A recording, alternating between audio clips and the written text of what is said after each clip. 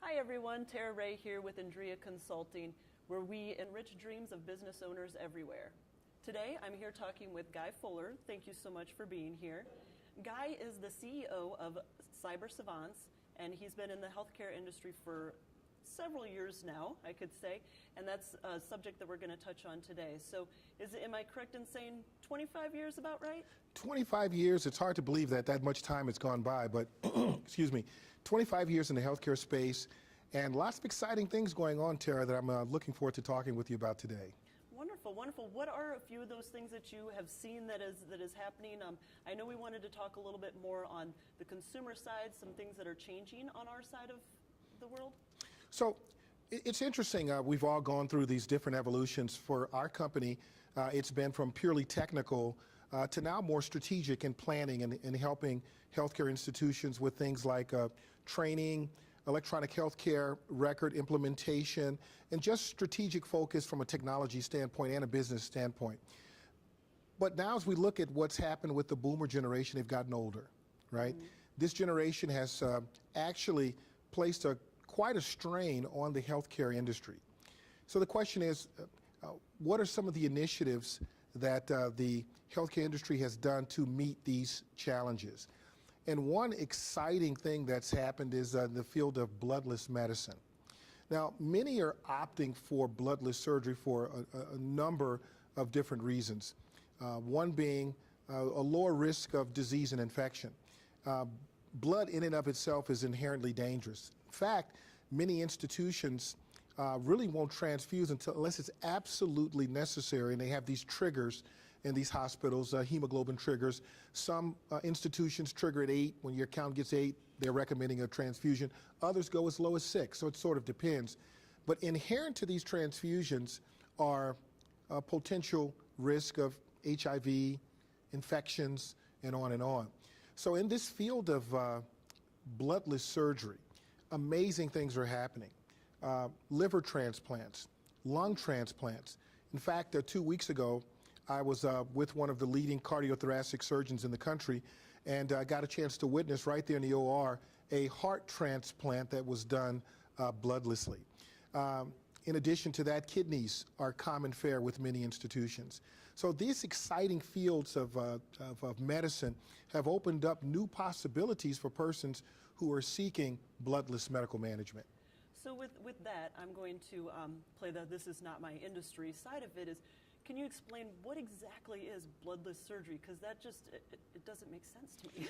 Yeah, for many people it doesn't. What bloodless medical management is the ability to have surgical services, whether they be transplantation services, resections like a liver resection or some other type of surgery, but done so without the use of blood. Now, blood can be defined different ways to different people, but for one subset, they define blood as red cells, white cells, platelets, and plasma. If you took a drop of your blood, Tara, and you placed it on a table and you didn't do anything, it would separate into 4 components over time: red cells, white cells, platelets, and plasma. And that's what constitutes, in this particular population, what blood would be, in addition to whole blood, which is rarely transfused. What makes this exciting is that in times past, you would need, or it was required, or there were no surgeons who would be willing to touch you if you had a complicated procedure and you needed blood. It just wouldn't do it because they felt like the risk was simply too great. But inherent with that risk would be the risk of the transfusion itself. Thousands and thousands persons die literally because of reactions to bad blood. And it's an industry that has seen itself change. Now, there's been one particular religious group that's taken the lead with this, that is Jehovah's Witnesses. But there are a number of other groups who have decided, and individuals, that they would prefer bloodless medical management because it's safe and it's practical, and many more surgeons are getting on board with this type of surgery. How long has this been going around, been out in the industry? There's a doctor named Cooley who about 35 years ago performed the first heart transplant without the use of blood. And ever since then, there have been pioneers in the field of bloodless surgery. Dr. Shinen out in New York, he specializes in lungs, bloodless lung transplants. Dr. Valuvan Jeevanandam at the University of Chicago is an expert in cardiothoracic, or the hearts, with his transplants. So there's a number of different doctors who are jumping on board, number of GI doctors in the Chicago area. One in particular that comes to mind, Dr. Mark Singer at Loyola, outstanding in his field. Dr. Ricky Snipes in Detroit, he's a specialist as well. So they've become experts in their field of bloodless medical management, and this has actually made them better surgeons. Gosh, I'm surprised that I've never heard of this before, but I guess if you've never been in that situation of needing the surgery, you probably wouldn't hear about it a whole lot. No, you wouldn't, but it's really a broader context also. As you know that in the larger cities, larger healthcare institutions are swallowing up smaller healthcare institutions. You've got all these mergers and acquisitions that are going on. So really the question is, what differentiates one healthcare institution from another? Everybody performs surgeries, all institutions, right? But what makes your doctors, what makes your nurses, what makes your surgeons that much better than your competition? Because as you well know, there's fierce competition for patients. In not just Illinois, but this is nationwide. There's a drive to keep costs down because you well know healthcare takes up a significant portion of the USA GDP. And there's always ways that we can lower this, and that's what institutions have investigated, and that's what they're doing. But the differentiator has to be communicated. I really think, Tara, that we're past the phase of building slick websites with patient portals where people are promised they can go in and easily get their medical records, look at their blood work that's done, look at the medications that they're prescribed. I think that that's sort of 19th century, as it were. The new thing now is many institutions are looking at better ways of getting the word out as to what separates them from other institutions. And the only way that they can do that, in our opinion and in our experience, is to invite the institution into their homes. How do you do that? Well, one of the ways is many are looking at adding these Roku channels. Now, from a technology perspective, it's really not that difficult. Can you just imagine your institution with its own Roku channel? The family sits down, and as their loved one prepares for surgery, they get to meet the surgeon. They get to understand how the institution works. They're looking at all of these videos, and they got this 360-degree overview of how the institution works. Now when they go in for surgery, they feel that much more comfortable. So the idea of partnering with the consumer has to be on the minds of CEOs. And I think that this is an opportunity that some are missing. So do you see some of them already heading in that direction? Yes, but in healthcare, everything is slow. From a technological standpoint, the curve is, it's like turning the Titanic, right? You start to turn, and then 15 minutes later, the boat finally starts to make that turn. That's the way it is in healthcare. Healthcare typically has a slow turn when it comes to technology and changing the culture. I'll give you another example. For years, there was a trigger of 8 with a hemoglobin count. In other words, a phlebotomist would come in, draw blood, take the blood into the laboratory, the lab results would come back, and the physician would say, okay, your trigger is 8 or 9, we're going to recommend a blood transfusion. You know, it's taken years for that thinking to be washed out, and now to understand that people can typically tolerate much lower levels of anemia, and now you can transfuse at 6 or 5. Just that thinking alone saves institutions tens of millions of dollars a year. It's fascinating. Wow. Wow, that's a lot of money. A lot of money, a lot of money. So what other kind of things out in the industry have you seen that are kind of being the differentiators that you mentioned that consumers are looking for? So here, for institutions, and now we're going to get into sort of like the nitty-gritty, for CEOs who are interested in mergers and acquisitions, physician education is now hot. So for instance, you get a physician that he's a specialist in bloodless medicine. Well, him sharing that knowledge through video technology in the OR with other physicians, how to be meticulous. How do you minimize blood loss? What electrocautery tools are you using? How are you burning that vessel so that no blood loss is? How are you using cell salvage and some of these other exciting technologies so that you can preserve the patient, preserve the blood, and respect the patient's wishes? All of these things are happening right now on an expansive basis. And the institutions that are first out of the gate with most of their modalities being able to practice this, like for instance the transplantation teams, as well as the internists understanding that we want to limit phlebotomy draws, et cetera, in my mind, that's the institution that's going to come out on top. Because people want safe medicine practiced on them. So the traditional ways of doing things are out of the window. And you have seen, because you've, again, been in the industry for a very long time, is you've seen that some of the institutions heading that direction, going down that path? Now, that's an interesting question. Here's what we have seen. Typically, the consumer feels like the larger hospital institution with the prettiest buildings are the ones that deliver the highest level of care. But in order to achieve a best patient experience, the buildings are irrelevant. It's the resources inside of the buildings that make the difference. So really the question is, what type of surgical teams do you have? And the consumer has to educate himself on this. There was a time where whatever the doctor said, that went. The doctor came in and said, look, you need this operation, you're going to have this many units of blood, and you're going to have to be on this protocol, and whatever he said counted. That's what you did. The consumer has now educated himself, and they are now driving the industry where now it's a partnership between the surgeon, physician, and the patient. And this has led, from what we've seen, to a higher level of patient satisfaction. And this collaborative approach between the surgeon and the consumer has led to better patient outcomes as well. There is solid, unequivocal evidence that when blood is minimized or not used at all, it leads to a best patient outcome, a best patient experience. But the consumer has to drive this. And institutions can actually encourage this by using technology such as instituting a Roku channel or something like that, where now invite us in to your homes. Let us understand what the culture is like in your institution, as opposed to a poster saying, we deliver the best medicine anywhere.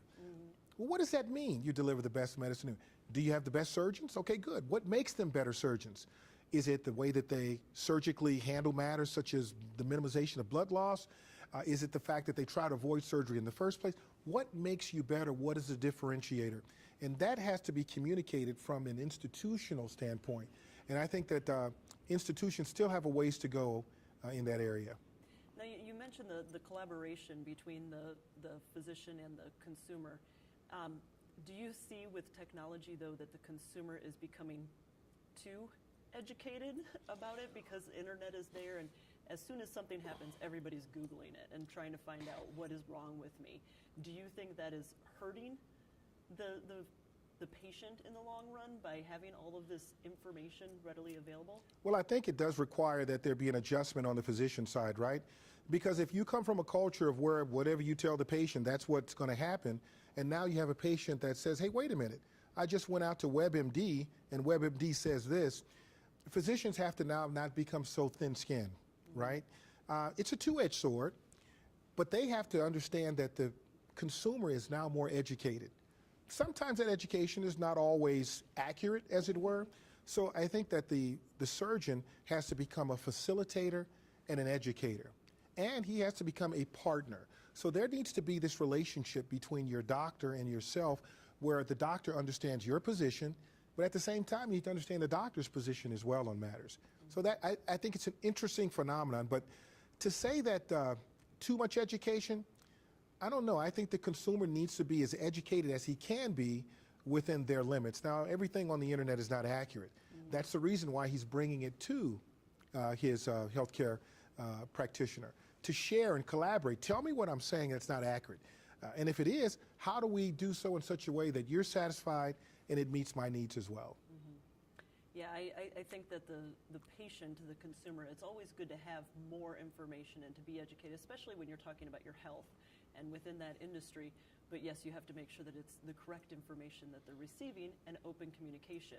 But it's all driven by culture, though, Tara. Institutions have to have a culture where they're partnering with and they're welcoming information. Now, what's interesting is I've been with, I can't tell you, an untold number of patients who have gotten into difficult situations. Let me give you an example. Gastrointestinal bleeds. Those can be some of the most difficult to deal with. Some doctors don't have the skill level when it comes to helping someone who won't accept a blood transfusion. Because usually, typically, in most cases, you got to bleed.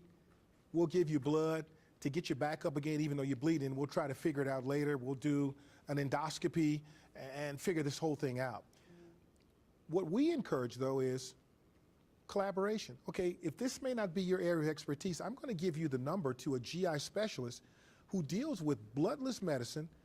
You guys talk, bring them together, because the whole idea is to elevate the patient care, the patient experience.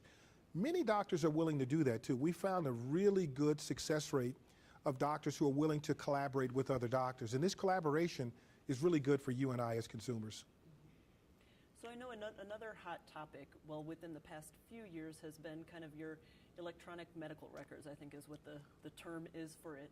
So what do you see, I know they've been trying, or they have been making adjustments and changes in that world, in that industry for a while. What do you see happening in the future as of right now? Again, Tara, this is one of those topics that is somewhat frustrating from the consumer side.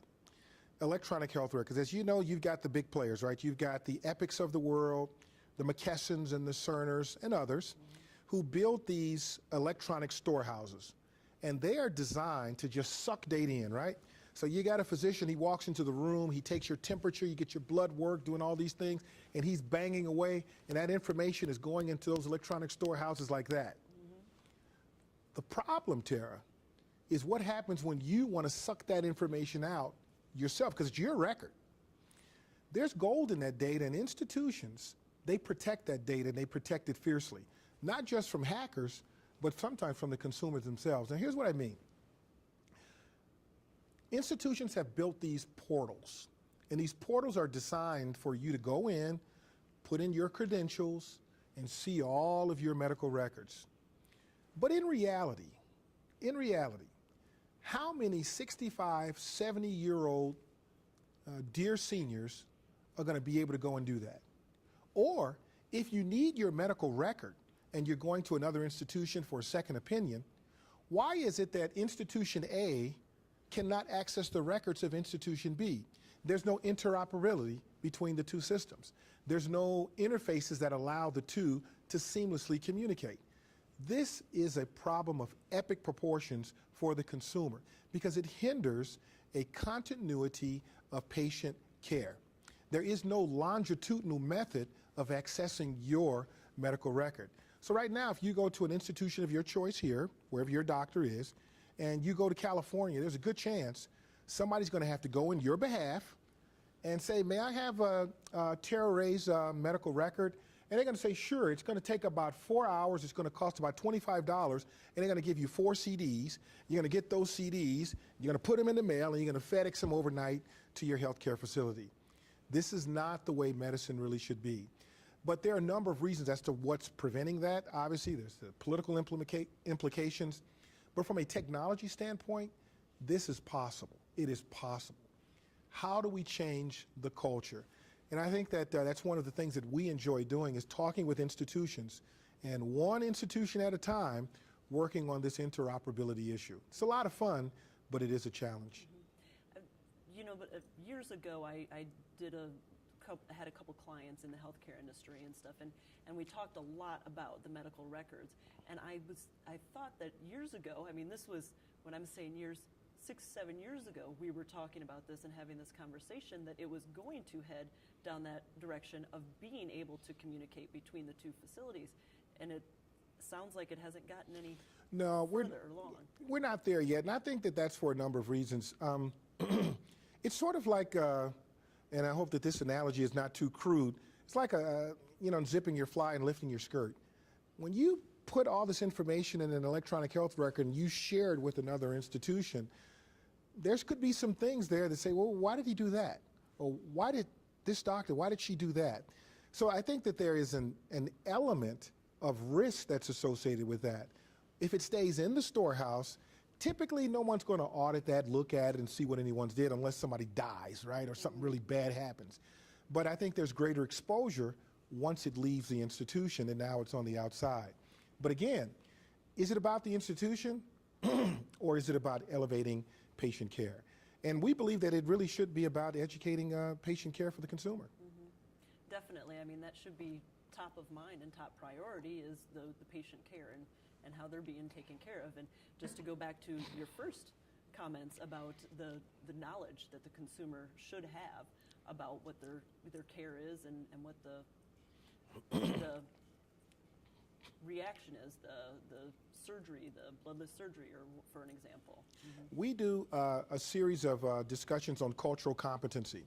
We have doctors that we work with who are qualified public speakers, and they're doctors as well, so they can speak from a physician standpoint about how to implement cultural competency into an institution. How do we inject more cultural competency? Because as you well know, the United States is becoming much more diverse. And institutions have to think outside of their own sphere. That's why our company, I think we've done well in this space because institutions understand that they need to tap outside resources, folks who are touching other parts of the industry that maybe they aren't touching. Mm-hmm. Now speaking back of your company, so how does your company fit into this realm? What do you provide for these institutions, for the consumers? What does your company all handle? Thank you for that. So one of the things that we do is we provide services. For instance, if you're looking for some creative and unique ways of extending your institution's reach, we can help you with that. So we'll help you build your TV channel. We'll help you with your infrastructure. We'll help you with senior management briefings on technology, risk. We'll help you with training. If you're looking to do some training for your electronic health records, for your physicians, we'll help you with that. We have an excellent, excellent staff who specialize in soft skills specialties. We speak the language of physicians. As a matter of fact, I like to think of us as physician whisperers. Yes. And we're also excellent at implementing technology at the homes of the consumer because we really, truly feel like if you're going to provide a real value to the community, that technology has to extend not just to your institution, but it has to extend to the home of the consumer. And this synergy is what we create, this synergy and this technological footprint that will give an institution a competitive advantage. So to kind of go back to the very first kind of comment that we were discussing and going through, one of the main things that you believe is that consumers, on the consumer side of things, that they should be paying attention to when deciding what institution to work with, to go to and stuff, is kind of the communication, how much information and that they're given. Is that correct? That is correct. You can't, as a consumer, you cannot be too informed. Just think about it. You can't be too informed. What exactly is it that you're looking for in an institution? If you're looking for a beautiful building that sits in a nice part of town, then everyone knows you would go to a Northwestern Memorial. Good doctors there. If you're looking for specialists who can handle really complex surgeries, but you have a really specific set of needs, like you won't accept certain components of blood, then you know the University of Chicago and Rush, some of those places are outstanding in those regards. Understand what you have no matter what state you live in. Understand your institutions.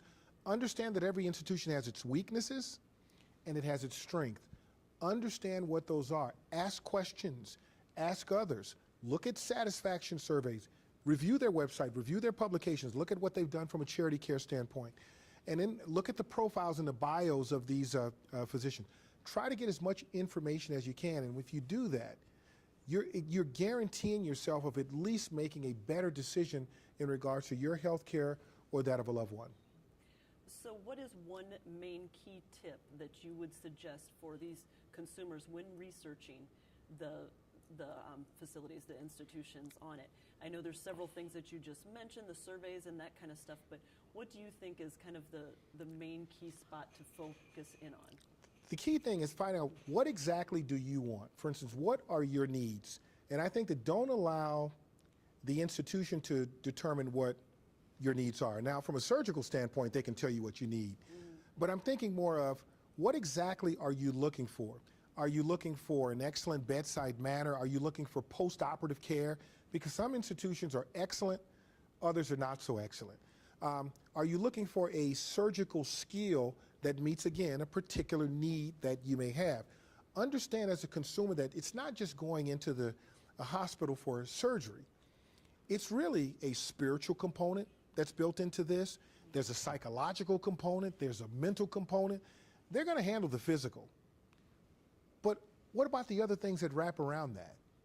We talked about post-operative care. What happens when you leave the hospital or you're out of the OR and out of the intensive care, and you're now in the room? What kind of care do you get? What are the medical assistants and the nurses like? All of this is wrapped around comprehensive care, and it's very, very important. And again, it's not dependent upon location. It's not the building, it's what's in the building. Mm-hmm. Yeah, I agree with that. There's a lot of beautiful facilities out there, but what's inside is what matters. Mm-hmm. Yes. And lastly, I just wanted to mention, I got a good glimpse of the type of expertise that these surgeons have. A lot of them are really good, but this weekend we went to a colorectal conference here in Chicago, and we got a chance to listen to some of these surgeons, and their approaches are brilliant. Outstanding, these surgeons. A person needs to make sure that they partner with someone who not only knows what they're doing, but they're meeting, again, the spiritual, the mental, and the psychological needs of the patients. Good surgeons know that it's more than being able to just suture and be able to replace an organ. It's more than just that. Mm-hmm. It's knowing how to partner with the consumer. Do you see, on that side of it, do you see a trend in the surgeons at the younger generation coming up, having a different outlook on it? That's a really good. Same all over? No, that's a really good question. What we're seeing now is the younger generation, the millennials that are coming up, they seem to be very warm to the idea of partnering with the patient. Times past, the older physicians, many outstanding, they were raised in a culture of, hey, I'm going to tell you what you need, and this is my expert opinion, and this is what you should do. Whereas now, millennials like, hey, let's talk about it. Here's what we're recommending, but how do you feel about this? What are your thoughts on this? They bring a really nice collaboration. And I think when you combine that with the more senior physicians, and as they work together closely, now you've got something special that will enhance patient care. That's great. That's kind of the thought that I kind of thought with the millennials, the personalities that are out there, how it's changing. Yeah. Now, some of them obviously are a little cocky, and I think you might want a little cockiness there, not too much, as long as it doesn't turn into arrogance. Yes, there is a difference. There is a difference, yes. Wonderful, wonderful. Well, I appreciate you being here. On a last note, though, I want to let everybody know kind of if they want to reach out to you, get some more information on this, utilize your services, anything like that, how do we find you? The best way to find me, support, SUPPRT, at CyberSevants.com. We have our 800 number. We'll post that as well, but that's the best way to reach us. And of course, we spend a lot of time at the Mid-America Club in Chicago, so we're easy to be found. My name is Guy Fuller. You can always reach me on LinkedIn. Happy to share with you our expertise, and we'd love to partner with you and share some of the success stories that we've already had. Awesome, awesome. Thank you so much for being here. All right, thank you, Tara. Thanks.